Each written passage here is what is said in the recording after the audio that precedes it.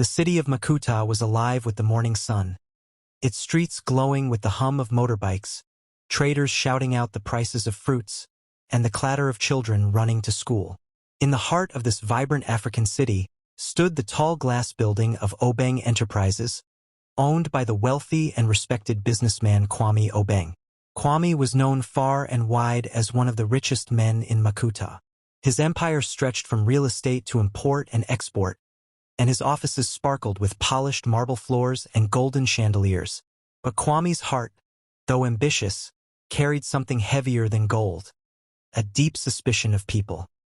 He had grown up in poverty, clawing his way to the top with sheer determination, and he trusted almost no one. He believed that most people, if given the chance, would take advantage of him. And so, every coin, every note in his possession was guarded like treasure. One morning, as the city roared to life outside, Kwame arrived at his office earlier than usual.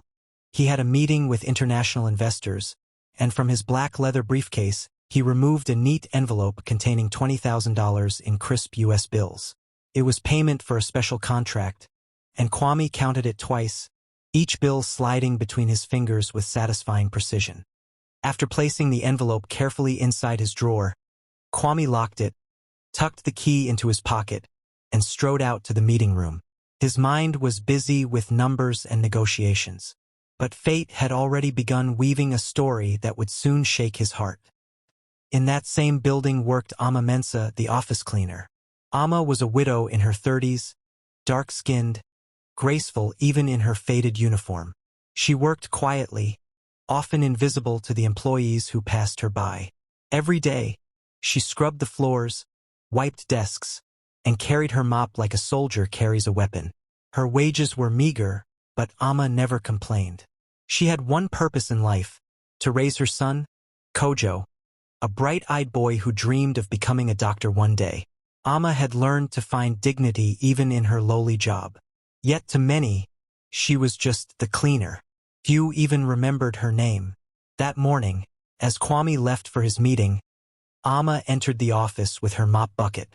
She hummed softly, sweeping dust from the corners, polishing the glass tables until they sparkled.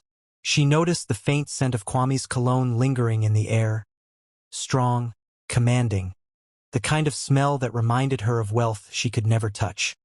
An hour later, Kwame returned from his meeting, his mind sharp and satisfied. But when he opened his drawer to collect the envelope, his blood froze. The envelope with $20,000 was gone. His heart pounded as he searched again, pulling out every file, every notebook. But the drawer was empty, completely empty. His mind immediately leapt to one conclusion: someone has stolen it. And who had been in his office during his absence? Only the cleaner, only Ama. Kwame's jaw tightened, anger burning in his chest. He stormed out of his office and spotted Ama still wiping down the reception desk. Her uniform was damp with sweat, her hands rough from years of labor. She looked up with innocent eyes when she saw him approaching, but Kwame's gaze was cold, sharp, accusing. "Ama," he said in a low, controlled voice. "Where is it?" She blinked, confused. "Where is what, sir?" "My money," he thundered. $20,000. "Don't play games with me. I know you were in my office. You touched my desk. You were the only one there." The reception fell silent. Other workers peeped nervously from their cubicles, whispering to one another. Ama dropped her cloth, her hands trembling. "Sir, I don't know anything about money," she stammered. "I was only cleaning like I always do." But Kwame's suspicion had already poisoned his thoughts. In his mind, the picture was clear. The poor cleaner, desperate for a better life, had seen the envelope and could not resist temptation. His voice rang through the office like thunder. "You will pay dearly if I find out you are lying to me, Ama. Mark my words." Ama's lips quivered, her eyes filling with tears. She clutched her chest, not out of guilt, but out of the pain of being accused for something she had not done. Inside her heart, she whispered a prayer. "Oh God, you know the truth. Do not let lies destroy me." The silence in the office was heavy, broken only by the soft hum of the ceiling fans. Amma stood frozen, her heart pounding as Kwame's angry eyes drilled into her. She felt the weight of the entire office pressing down on her shoulders. Workers whispered among themselves, some pitying her, others too afraid to interfere.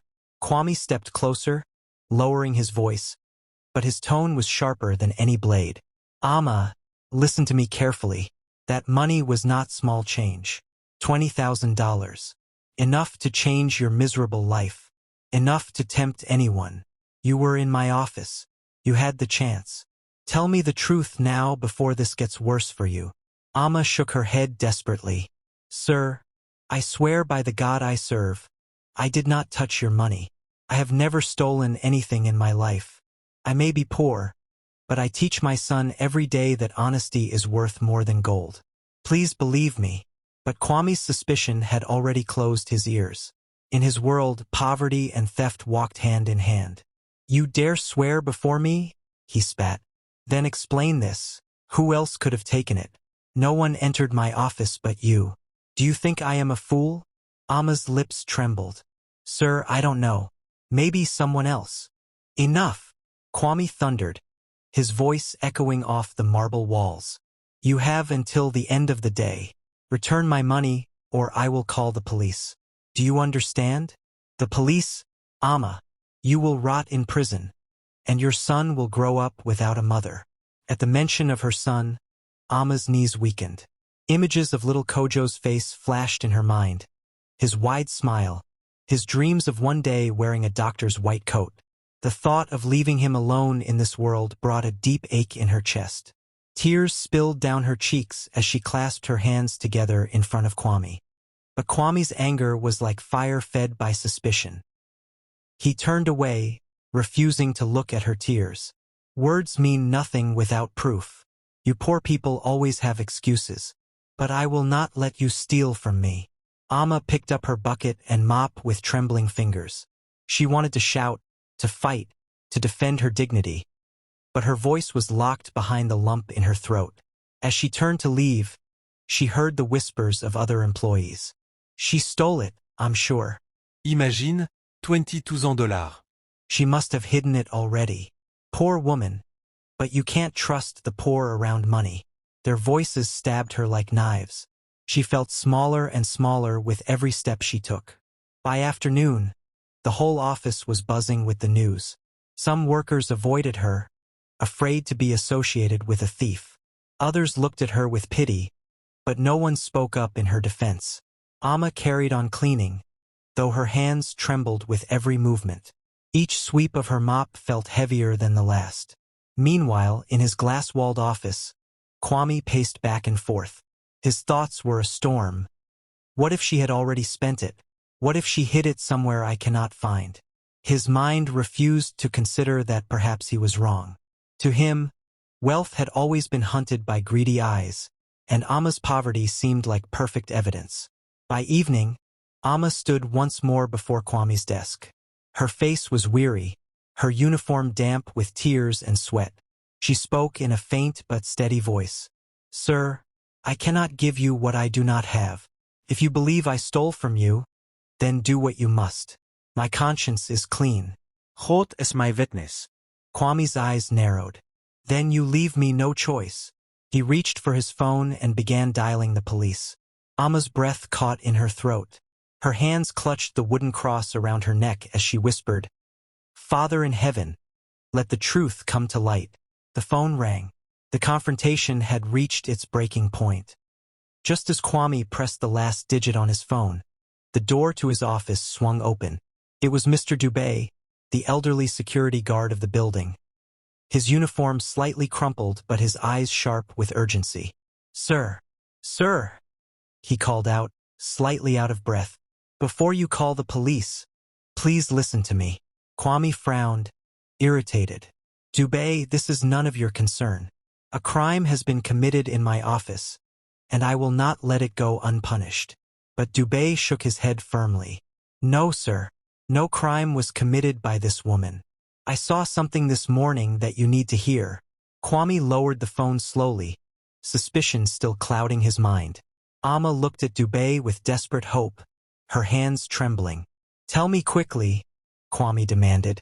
The old guard cleared his throat. "This morning, before Amma even entered your office, I saw one of the junior accountants, Mensa, sneaking around your desk.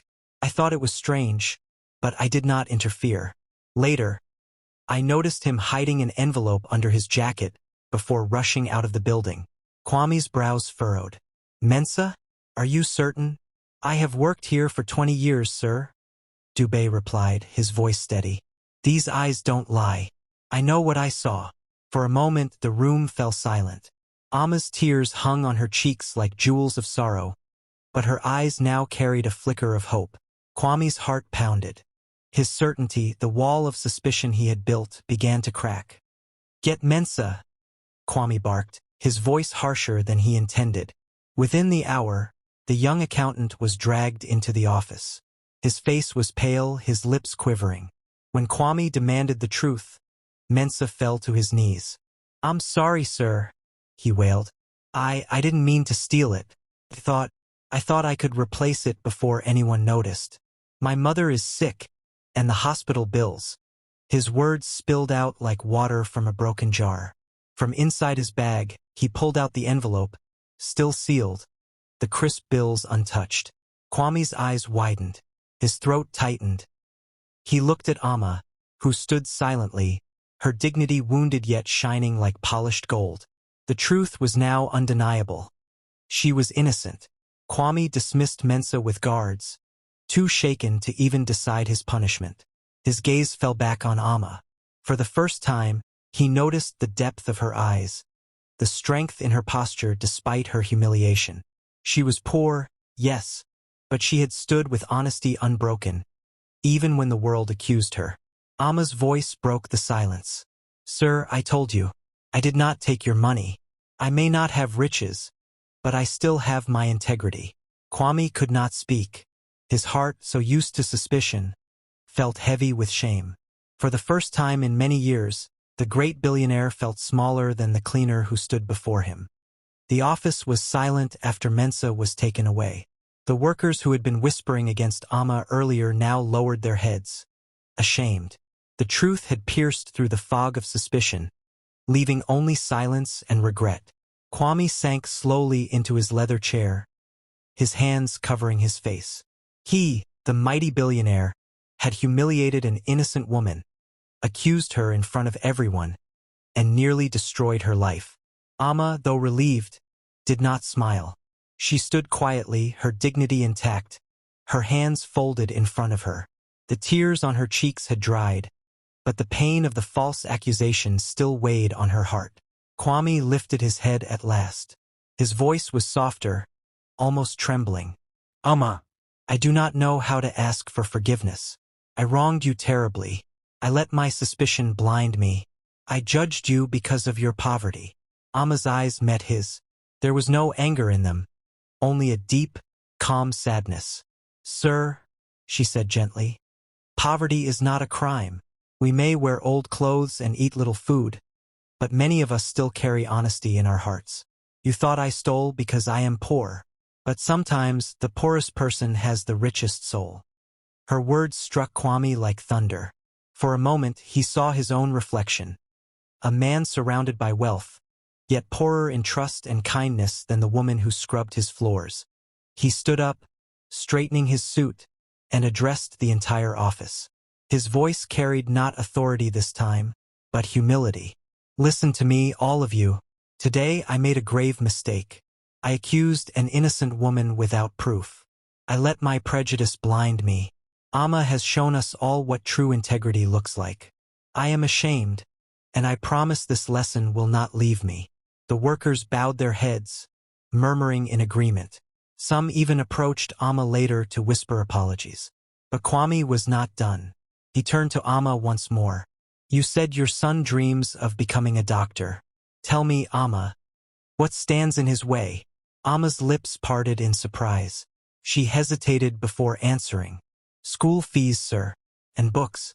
I clean day and night, but it is never enough.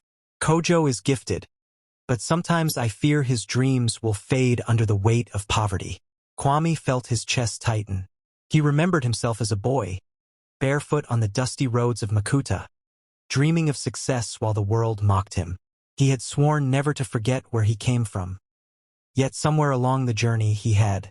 That evening, in front of his staff, Kwame made a decision that would change not only Amma's life but his own. From this day forward, he declared, Amma's son will have his education fully paid for by Obeng Enterprises. Every book, every uniform, every fee. And Amma, you will no longer work as a cleaner. You will manage the welfare of this office. For a woman of your integrity deserves more than a mop and bucket. Gasps of astonishment rippled through the room. Amma's hands flew to her mouth as tears spilled anew. But this time, they were tears of gratitude. She fell to her knees, but Kwame quickly stepped forward and lifted her up. No, Amma, he said softly. It is I who should kneel before you. You taught me today that wealth without trust and humility is poverty of the soul. Amma clasped her cross and whispered, God bless you, sir. May he repay you in ways no money ever could. In the weeks that followed, Amma's life transformed. She walked the halls of Obeng Enterprises with new pride, no longer invisible. Her son, Kojo, enrolled in the best school in Makuta, his eyes shining with the fire of possibility. As for Kwame, the lesson humbled him deeply. He began to treat his workers not as shadows but as people with stories, dreams, and dignity. His empire grew not only in wealth but in respect, for his reputation as a fair and compassionate leader spread across the city. And whenever suspicion crept into his mind, he remembered Amma's words. Poverty is not a crime. Sometimes the poorest person has the richest soul. Trust and humility are greater than gold. Wealth can build empires, but integrity builds hearts. Never judge a person by their poverty, for true richness lies in honesty and dignity. If this story touched your heart, don't forget to like, share, and subscribe to the African Folktales for more inspiring tales every week.